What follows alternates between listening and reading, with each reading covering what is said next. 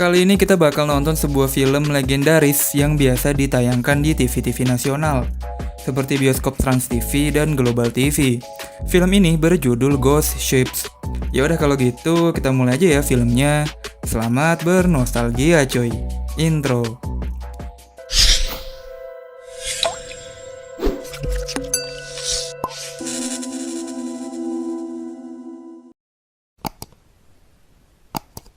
Di awal film, kita melihat suasana yang megah dan spektakuler di sebuah kapal pesiar.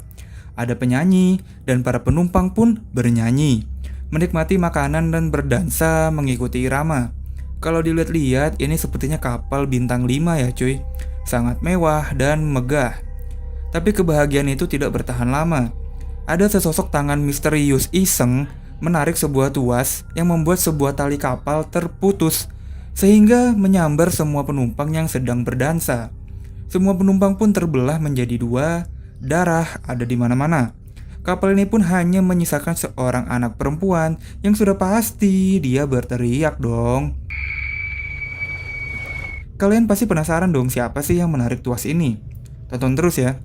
Lalu kisah berpindah pada sebuah kumpulan orang yang melakukan pencarian barang-barang di lautan. Kali ini mereka lagi beraksi di tengah laut. Sepertinya mereka sudah sangat profesional ya. Hari ini bayaran mereka pun lumayan banyak, sehingga mereka pun merayakan dengan minum-minum. Namun, kesenangan mereka tiba-tiba harus dipotong oleh seorang laki-laki bernama Jack. Ia bercerita kalau ia nih menemukan sebuah kapal misterius di tengah laut. Ketua mereka pun yang bernama Kapten Murphy tidak begitu antusias, ya karena mereka kan lagi istirahat gitu kan. Namun, Jack berusaha merayu Kapten Murphy untuk menengoklah kapal ini. Kalau dilihat sih memang ukuran kapal ini gede banget ya, dan pastinya mempunyai nilai jual yang sangat tinggi untuk Kapten Murphy dan kawan-kawan. Coba aja dijual ke orang Madura ya kan. Kapten Murphy pun cuma bilang, Oke, gue pikir-pikir dulu ya cuy. Mereka pun saling mengemukakan pendapat tentang kapal ini. Ada yang setuju dan tidak setuju. Singkat cerita mereka pun melakukan voting dan akhirnya memutuskan untuk menghampiri kapal tersebut cuy. Kapten Murphy pun langsung bilang ke Jack, ayolah kita let's go. Akhirnya tim Kapten Murphy beserta Jack langsung let's go ke titik kapal itu. Kenapa si Jack ini ikut? Karena cuma dia yang tahu di mana lokasi kapal ini. Walaupun keadaan di luar lagi hujan badai, mereka pun tetap menikmati perjalanan ini. Dari bercanda hingga memutar lagu metal yang sangat keras. Tiba-tiba, si Santos, supir kapal, memanggil Kapten Murphy. Karena di radar ini tuh terdeteksi ada sebuah kapal yang sangat besar. Namun, ada sesuatu yang aneh karena saat Kapten Murphy lihat kok tidak ada kapal. Mereka pun akhirnya bersiap-siap dengan menyalakan lampu tembak mengantisipasi keanehan dan kejanggalan yang terjadi. Mereka pun mencoba berkomunikasi dengan telepon, namun tidak ada jawaban. Sampailah sebuah kapal yang sangat besar menghadang mereka. Santos pun sekuat tenaga menarik rem kapal hingga mereka terbentur badan kapal misterius ini cuy. Sontak, seluruh penumpang pun terpelanting karena rem mendadak yang dilakukan si Santos. Mereka pun akhirnya menemukan sebuah kapal yang bernama Antonio Graza. Kapten Murphy pun langsung teringat tentang sejarah dari kapal ini. Kapal ini terakhir melaut pada tahun 1962. Semenjak itu, tidak ada lagi yang melihat kapal ini. Jadi, menurut Kapten Murphy, ini adalah harta karun. Dan mereka sudah bisalah untuk mengklaim kapal ini milik mereka. Singkat cerita, mereka pun langsung bersiap-siap untuk masuk ke kapal ini. Semua tim masuk ke kapal kecuali Greg, Jack, dan Santos. Suasana gelap ditambah hujan deras membuat suasana menjadi mencekam. Mereka pun langsung disambut dengan dentuman kencang dari jam dinding. Keanehan pun mulai terasa karena sistem komunikasi tidak bisa nih menembus kapal itu. Jadi, Greg dan Jack tidak tahu apa-apa yang terjadi di dalam kapal. Mereka pun berjalan menyusuri lorong. Tiba-tiba si Gondrong itu tuh jeblos.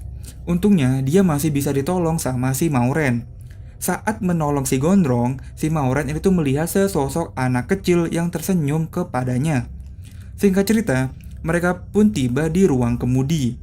Kompas dan setir kapal sudah tidak berfungsi lagi. Plus, bahan bakar kapal ini juga sudah kosong. Secara tidak sengaja, Dodge menemukan sebuah jam tangan.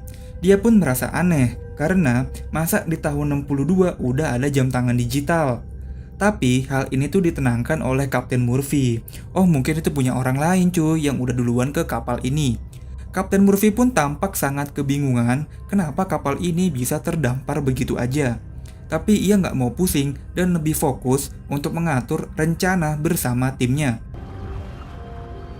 Keesokan harinya, mereka pun sudah sepakat untuk menambal lobang yang ada di kapal itu. Hal ini membutuhkan waktu 3 hari kerja. Di sisi lain, Greg dilarang Kapten Murphy untuk menghubungi polisi air karena kapten tidak ingin ada tamu yang tak diundang. Oke cuy, mereka pun lalu berpencar melakukan tugasnya masing-masing. Alat komunikasi pun masih tidak bisa berfungsi di kapal ini. Dodge satu tim dengan Gondrong, Kapten Murphy sama Greg, dan Maureen sendirian main ke kolam renang. Pas dia mau naik dari kolam, tiba-tiba si bocah itu nongol dong. Maureen pun terhentak dan jatuh ke lantai. Kapten Murphy pun berpisah dengan Greg. Greg akhirnya berpetualang sendirian. Tiba-tiba Jack pun datang entah dari mana menghampiri Maureen. Ya udah, akhirnya mereka pun menjadi satu kelompok. Mereka pun lanjut berjalan sampai mereka menemukan sebuah kotak kayu yang berisi emas cuy. Maureen pun langsung menginfokan hal ini ke teman-temannya yang lain.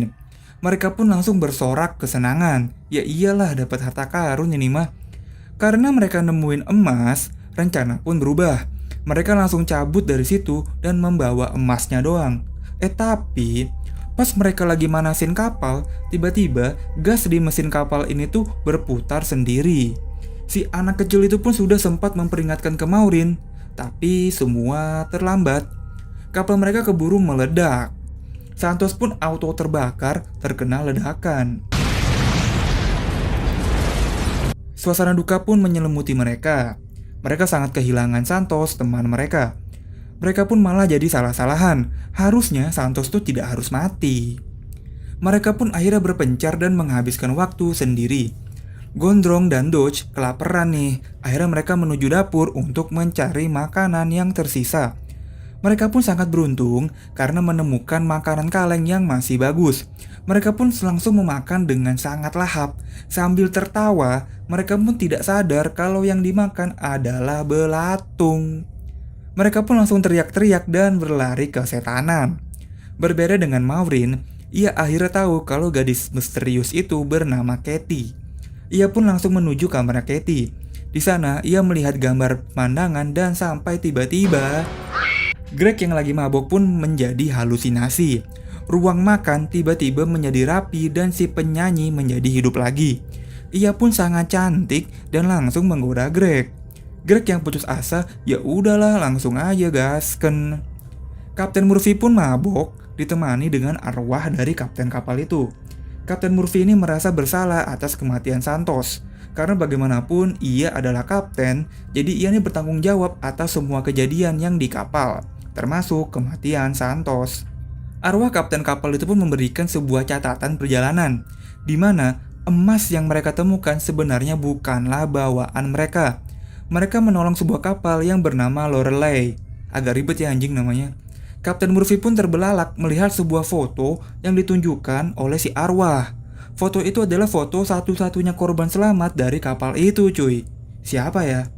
Nah, ini dia nih adegan yang dipotong dari TV cuy. Si Greg itu tuh dipancing untuk mengenjot si penyanyi cantik. Ia pun sudah membuka baju dan berlari-lari kecil menjauhi Greg. Greg pun yang udah siap mencangkul yang ikut aja dong. Namun pas dia meluk si penyanyi, tangannya nembus dong. Kan itu hantu. Aduh. Greg pun langsung jatuh dan udah pasti mati nih mah. Kapten Murphy pun langsung berlari mencari Maureen. Tapi tiba-tiba dia itu dihantui oleh arwahnya Santos. Kapten Murphy pun bertemu dengan Maureen. Namun dia menganggap Maureen adalah Santos. Kapten Murphy pun akhirnya dimasukkan ke sebuah akuarium oleh Dodge dan si Gondrong. Oke, jadi tinggal mereka berempat nih ya. Maureen, Gondrong, Dodge, dan Jack. Mereka pun kembali melakukan rencana awal, yaitu menambal lubang yang ada di bawah kapal. Singkat cerita, Maureen akhirnya diajaklah sama Katie untuk flashback. Ia pun melihat semua teror di malam yang kelam itu. Ternyata semua ini karena emas. Terjadi pembajakan oleh sekelompok orang untuk menguasai emas yang mereka temukan. Semua orang pun dibunuh dengan tali dan diracuni dengan pestisida. Sisanya dibunuh membabi buta di kolam renang. Akhirnya mereka pun mendapatkan emasnya, namun terjadilah pengkhianatan di atas pengkhianatan. Dan dalang semua ini adalah Jack. Gokil ya. Maureen pun langsung berlari menuju Kapten Murphy. Namun naas, dia pun ya sudah meninggal sambil memegang fotonya Jack. Akhirnya, Maureen meminta Dodge dan Jack untuk menunggu di suatu ruangan, sedangkan dirinya mengurusi yang lain. Di sini, akhirnya Jack sudah menunjukkan jati dirinya. Akhirnya ia pun dijeder pakai shotgun sama Dodge. Tapi ya dia masih hidup dong. Di sisi lain, Maureen mempunyai rencana untuk meledakkan kapal ini. Tapi, tiba-tiba datanglah Jack yang menyerupai Dodge. Berarti Dodge udah dibunuh ya sama Jack. Nah, di sini Jack bilang kalau dia adalah pengumpul nyawa. Jadi dia mengumpulkan nyawa dari orang-orang, lalu dia bawa nih ke akhirat gitu ya, apa kemana kah gitu. Jadi dia mengumpulkan nyawa dari orang-orang, lalu dia bawa deh ke akhirat atau kemana gitu ya. Ya pokoknya Jack ini setan lah atau iblis. Lalu terjadilah pertarungan final antara Maureen melawan Jack. Namun Maureen lumayan cerdik juga, ia pun berhasil meledakkan kapal ini. Ia pun dibantu oleh Katie untuk kabur keluar dari kapal. Maureen pun keluar dari kapal bersama para arwah yang terbebas menuju tak terhingga. Maureen pun akhirnya berhasil diselamatkan setelah mengapung berhari-hari.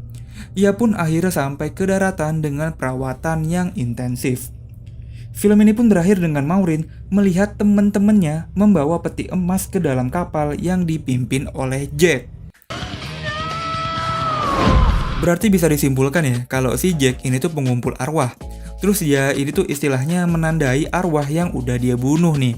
Terus dia kumpulin nih arwahnya, kalau udah banyak, dia kasih ke bosnya. Bosnya siapa? Ya mungkin aja Lucifer atau apalah. Coba tulis di kolom komentar ya, menurut kalian kayak gimana sih konsepnya. Lalu kenapa Katie ini nggak bisa ditandai? Karena Katie ini masih di bawah umur. Katie belum balik. Jadi nyawanya masih suci, tanpa dosa.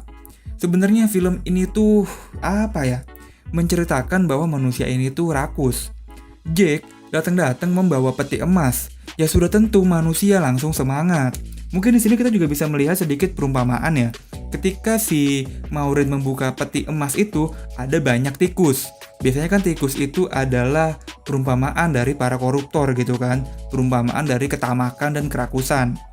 Akhirnya mereka pun sampai rela membunuh demi harta. Padahal emas itu adalah jebakan cuy. Ya gue selalu berharap kalian mendapatkan sisi positif lah dari film yang gue bahas. Jangan lupa subscribe juga dan share ke teman-teman kalian. Gua pamit dan sampai ketemu di video berikutnya. Bye-bye.